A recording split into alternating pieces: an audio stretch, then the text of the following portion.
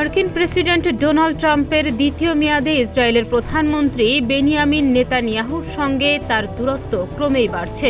প্রথম দিকে ট্রাম্প ইসরায়েলকে সামরিকভাবে সম্পূর্ণ সমর্থন দিলেও এখন সেখান থেকে পিছিয়ে এসেছে। ফিলিস্তিনের অবরুদ্ধ গাজা উপত্যকায় এখনও যুদ্ধ চালিয়ে নেয়ার দখলদার ইসরায়েলের প্রধানমন্ত্রী বেনিয়ামিন নেতানিয়াহুর ওপর ক্ষুব্ধ হয়েছেন ডোনাল্ড ট্রাম্প। তিনি তার সহযোগীদের জানিয়েছেন নেতানিয়াহুকে যেন বলা হয় তিনি যেন দ্রুত এ যুদ্ধ বন্ধ করেন।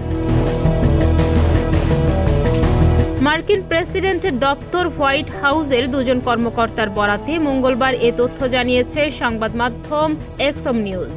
এই কর্মকর্তারা বলছেন, গাজায় শিশু ও মানুষ যে দুর্ভোগের মধ্যে পড়েছেন সেগুলোর ছবি দেখে ট্রাম্প হতাশ হয়েছেন। ট্রাম্প চান গাজার যুদ্ধ দ্রুত বন্ধ হোক। অপরদিকে নেতানিয়াহু এটি আরও সম্প্রসারিত করছেন। এতে করে দুজনের মধ্যে মতপার্থক্য স্পষ্টভাবে ফুটে উঠেছে। হোয়াইট হাউসের এক কর্মকর্তা বলেছেন, গাজায় যা হচ্ছে তা নিয়ে প্রেসিডেন্ট ট্রাম্প হতাশ। তিনি গাজা যুদ্ধের অবসান চান। তিনি চান জিম্মিরা ফিরে আসুক। তিনি চান গাজায় ত্রাণ প্রবেশ করুক এবং গাজা পুনর্গঠনের কাজ শুরু হোক। ট্রাম্প তার সহযোগীদের বলেছেন, মধ্যপ্রাচ্যে তার যে পরিকল্পনা আছে সেটি থমকে আছে গাজা যুদ্ধের কারণে। এ কারণে তিনি চান এই লড়াই বন্ধ হোক।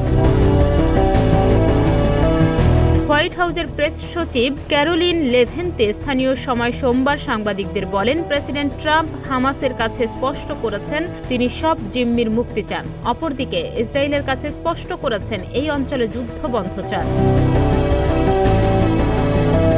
ডেস্ক রিপোর্ট, প্রতিদিনের বাংলাদেশ।